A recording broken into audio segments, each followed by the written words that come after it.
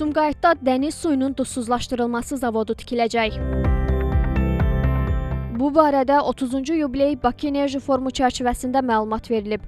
Bildirilib ki, Səudiyyə Ərəbistanının Aquapower şirkəti Azərbaycanda içməli su istehsalı üçün dəniz suyunun duzsuzlaşdırılması zavodunun tikintisi layihəsinin sənədləşdirilməsinə hazırlıq işlərini yekunlaşdırır. Ekoloq Zaur İmrani bildirir ki, dəniz suyunun duzsuzlaşdırılması su qıtlığı ilə üzləşən bəzi bölgələrə alternativ və dayanıqlı mənbə təmin edə bilər.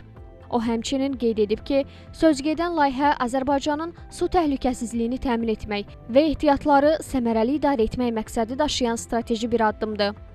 Cənubi Qafqaz regionunda Azərbaycan su qıtlığı yaşayan ölkə hesab olunur. Çünki ümumi su ehtiyatının 70%-i Gürcüstanın, 20%-i Ermənistanın, cəmi 10%-i Azərbaycanın payına düşür.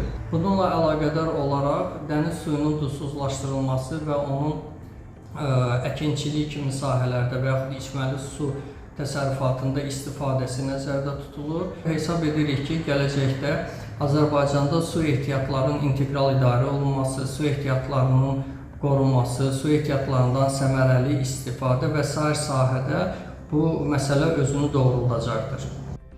Ekoloq Rövşən Abbasov isə bildirir ki, iri şəhərlərə, xüsusilə Bakı və Abşeron yarımadasına içməli su digər rayonlarda nəql olunur.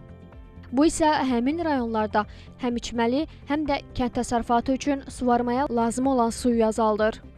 Ceyranbatan su anbarına Taxtakörpü anbarı vasitəsilə gətirilən suyun əksəriyyəti Samur çayından və Quba-Xaçmaz iqtisadi rayonu ərazisində yerləşən digər çaylardan götürülür.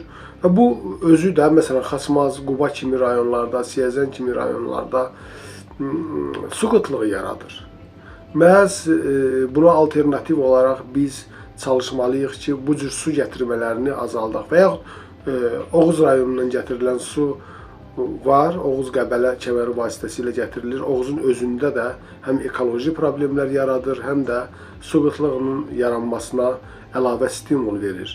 Məhz bunun fonunda əlbəttə ki, Xəzər dənizinin suyunun duzsuzlaşdırılması, həm suvarmada, həm də içməli su kimi istifadə olunması bizə 2 qat, 3 qat xeyir gətirəcək. Qeyd edək ki, layihə Sumqayıt Kimya Sənaye Parkının ərazisində icra ediləcək. Zavodda gündəlik 300 min kubmetr dəniz suyu duzsuzlaşdırılacaq. Tikinti işlərinin 2 il yarım ərzində başa çatdırılması planlaşdırılır. Nərmin Məmmədhəsənli, Xəzər xəbər.